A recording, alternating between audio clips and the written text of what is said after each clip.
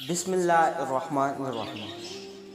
अस्सलामु अलैकुम दोस्तों, अल्लाहुम्मा सल्ली अला मुहम्मद व आले मुहम्मद।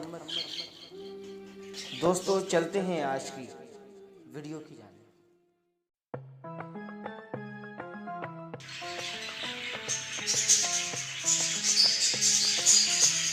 रहमतुल लिल आलमीन हज़रत मोहम्मद मुस्तफ़ा सल्लल्लाहु अलैहि व आलिहि वसल्लम ने इरशाद फरमाया है कि जब कोई अपने भाई के लिए ग़ैबाने में दुआ करता है तो फ़रिश्ते आमीन कहते हैं और कहते हैं तेरे लिए भी इसी जैसा।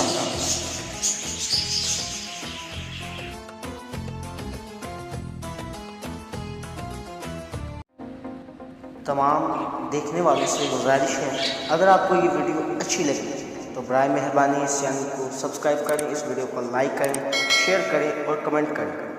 नई आने वाली वीडियो तक इंतज़ार कीजिए। अल्लाह हाफ़िज़।